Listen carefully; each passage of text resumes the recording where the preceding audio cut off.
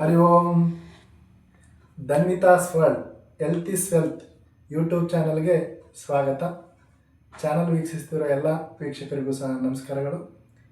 ಈ ದಿನ ಯೋಗದ ಅಭ್ಯಾಸಗಳಲ್ಲಿ ಒಂದಾದಂತಹ ಸಪ್ತಚಕ್ರಗಳಲ್ಲಿ ಒಂದು ಸಹಸ್ರಾರ ಚಕ್ರದ ಬಗ್ಗೆ ಇಂದಿನ ತರಗತಿಯಲ್ಲಿ ತಿಳ್ಕೊಳ್ಳೋದಕ್ಕೆ ಪ್ರಯತ್ನ ಮಾಡ್ತಾ ಹೋಗೋಣ.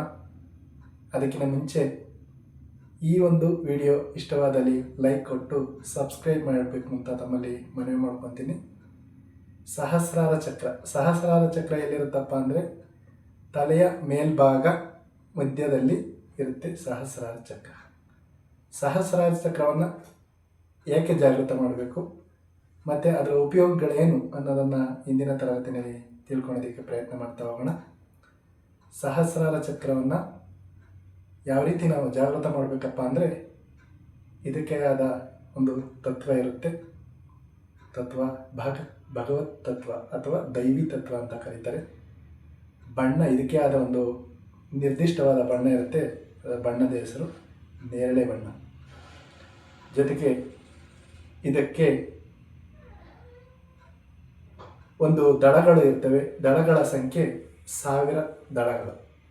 ಭಗವತ್ ತತ್ವ ಅಥವಾ ದೈವಿ ತತ್ವ, ಜೊತೆಗೆ ಬಣ್ಣ ನೇರಳೆ ಬಣ್ಣ. ಇದಕ್ಕೆ ಆದ ಒಂದು ಮುದ್ರೆ ಇರುತ್ತೆ. ಅದಕ್ಕೆ ಸಹಸ್ರಾರ ಮುದ್ರೆ ಅಂತ ಕರೀತಾರೆ. ಅದನ್ನು ನಾವು ಮುದ್ರೆಯಲ್ಲಿ ಕುಳಿತು ಮುದ್ರೆಯಲ್ಲಿ ಅಭ್ಯಾಸ ಮಾಡ್ತಾ ಈ ಒಂದು ಸಹಸ್ರಾರ ಚಕ್ರವನ್ನು ಜಾಗೃತ ಮಾಡ್ತಾ ಹೋಗಬೇಕಾಗುತ್ತೆ. ಯಾವ ರೀತಿ ಜಾಗೃತ ಮಾಡೋದನ್ನು ಅನ್ನೋದನ್ನು ಇಂದಿನ ತರಗತಿಯಲ್ಲಿ ತಿಳಿಸ್ಕೊಡೋದಕ್ಕೆ ಪ್ರಯತ್ನ ಮಾಡ್ತಾ ಹೋಗ್ತೀನಿ. ಇದಕ್ಕೆ ಒಂದು ಬೀಜಾಕ್ಷರ ಇರುತ್ತೆ.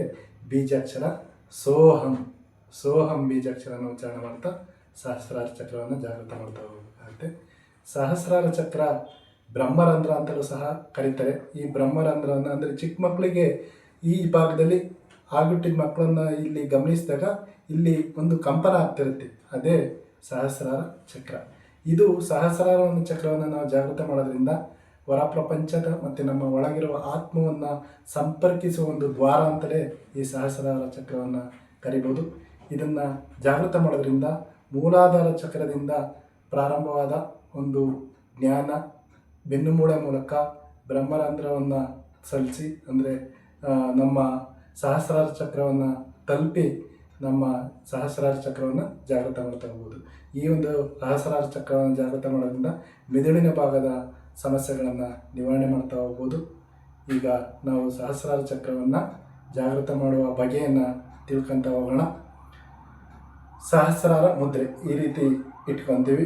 ಇಲ್ಲಿ ಈ ರೀತಿ ಇಟ್ಕೊತ ಹಣೆಯ ಮಧ್ಯಭಾಗದಲ್ಲಿ ಈ ರೀತಿ ಇಟ್ಕೊತ ಸಹಸ್ರಾರ ಮುದ್ರೆಯನ್ನು ಇಟ್ಕೊತ ನಾವು ಸೋಹಂ ಒಂದು ಬೀಜಾಕ್ಷರನ ಉಚ್ಚಾರಣೆ ಮಾಡ್ತಾ ನಾವು ಜಾಗೃತ ಮಾಡ್ತಾ ಹೋಗ್ತೀವಿ.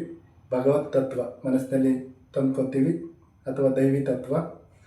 ಜೊತೆಗೆ ದಳಗಳ ಸಂಖ್ಯೆ 1000 ದಳಗಳನ್ನು ನೆನಪು ಮಾಡ್ಕೊತ ಬಣ್ಣ ನೇರಳೆಯನ್ನು ನೆನಪು ಮಾಡ್ಕೊತ ಮನಸ್ಸಿನಲ್ಲಿ ಇಟ್ಕೊತ ಈಗ ಜಾಗೃತ ಮಾಡ್ತಾ ಹೋಗೋಣ.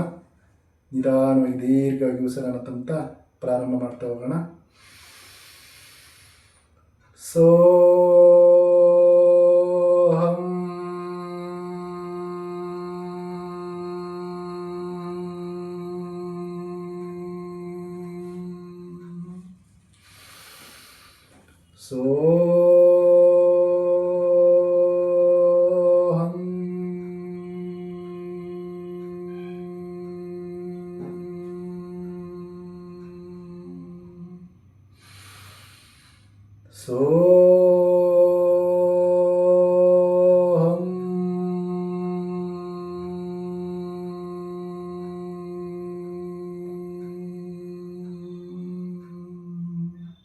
ಈ ರೀತಿ ನಾವು ಸಹಸ್ರಾರ ಚಕ್ರವನ್ನು ಜಾಗೃತ ಮಾಡ್ತಾ ಹೋಗ್ತೀವಿ.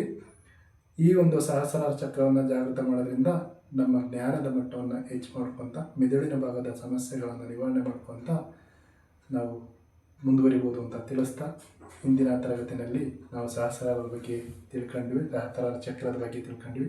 ಮುಂದಿನ ಮುಂದಿನ ತರಗತಿಯಲ್ಲಿ ಇನ್ನೂ ಹೆಚ್ಚಿನ ಆರೋಗ್ಯದ ವಿಚಾರಗಳನ್ನು ತಿಳ್ಕೊತ ಜೊತೆಗೆ ಯೋಗದ ವಿಚಾರಗಳನ್ನು ತಿಳ್ಕೊಳ್ಳೋದಕ್ಕೆ ಪ್ರಯತ್ನ ಮಾಡ್ತಾ ಹೋಗೋಣ ಅಂತ ತಿಳಿಸ್ತಾ ಇಂದಿನ ತರಗತಿಯನ್ನು ಅಂತ್ಯಗೊಳಿಸ್ತಾ ಇದ್ದೀನಿ. ಧನ್ಯವಾದಗಳು. Thank you.